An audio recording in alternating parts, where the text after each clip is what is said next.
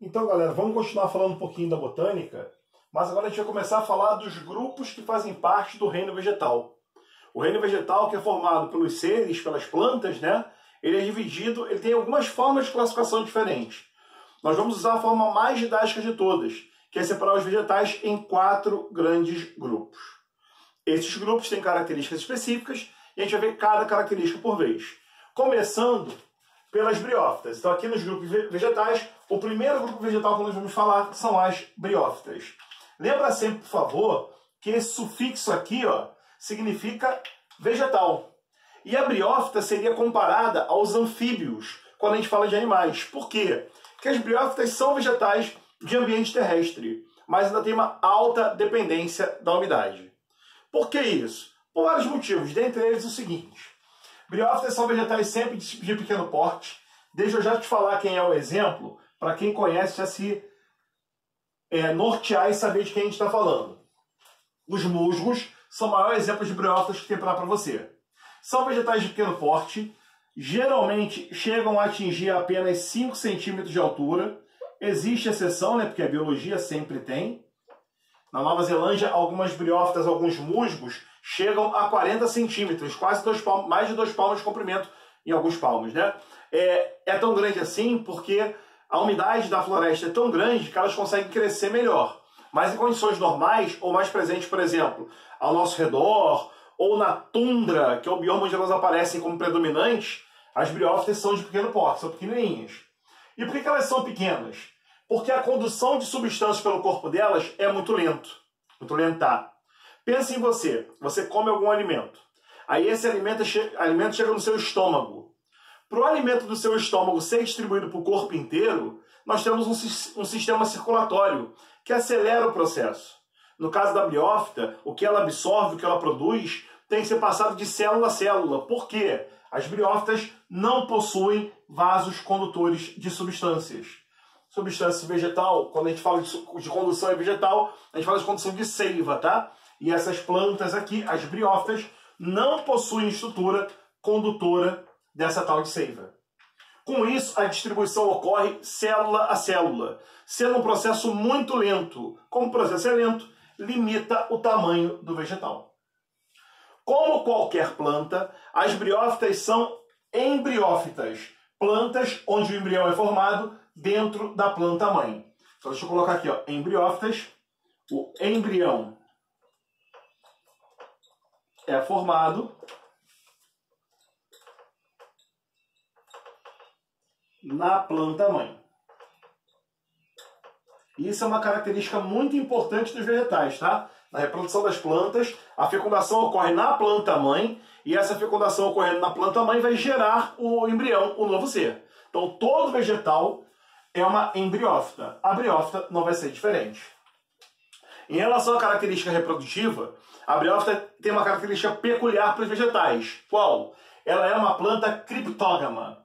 O que é isso? Os gametas dela são formados dentro de criptas, dentro de urnas. Para ficar mais fácil de você entender, a formação de gametas não ocorre num órgão exteriorizado.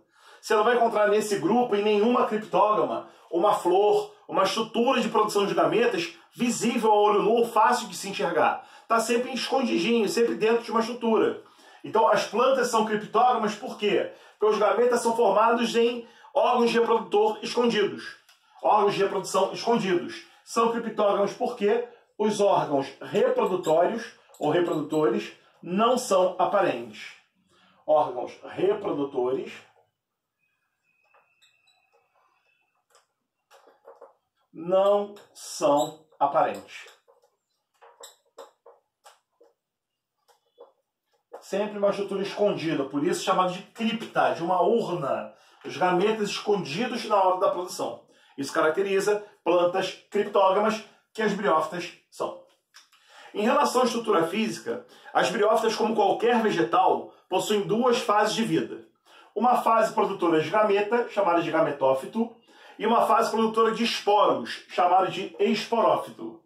Na briófita, a planta que você vê forma gametas. Então, em briófitas, o gametófito é a fase duradoura de vida, é o vegetal.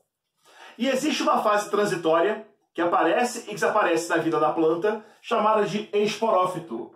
O esporófito é a fase transitória. A planta em si é o gametófito. Então, quando você vê o musgo, que eu desenhei aqui para vocês, ó, em verdinho bonitinho, esse é o gametófito. E ligado ao gametófito, aparecendo às vezes, depois desaparecendo, está o esporófito. Daí o nome ser o nome de fase transitória. A fase que produz esporos não está sempre presente no vegetal. Ela aparece e desaparece quando falamos das briófitas. Tá legal? Em relação à anatomia, à estrutura, quais são os órgãos que possuem essas nossas amigas briófitas? No gametófito, você encontra 3 regiões. Deixa eu marcar aqui para vocês, ó. Elas não têm raízes, caules e folhas reais, bem desenvolvidos. Tem tudo meio primitivo, meio início de processo. Então, por exemplo, a raiz não é uma raiz real, é um rizoide. Não tem as estruturas anatômicas de uma raiz que a gente conhece. Assim como o caule também não, porque ela tem um cauloide. A folha também não é bem desenvolvida, é uma folha primitiva. Daí o nome filoide. Então são estruturas anatômicas com até funções similares à raiz, caule e folha, mas não são raiz, caule e folha de verdade. São órgãos ainda primitivos. Daí o nome rizoide, cauloide e filoide. No esporófito, que é a fase transitória, o que você encontra? Essa região aqui, ó, que suporta o esporófito, ganha o nome de haste. É uma haste, suporta. Essa região aqui é onde se formam os esporos.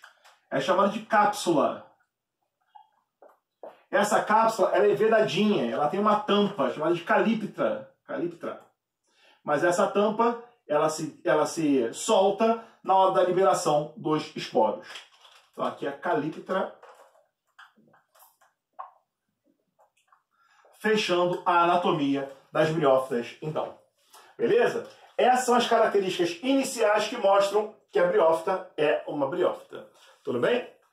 Tira o print aí para anotar tudo bonitinho e fechar os seus estudos. Valeu!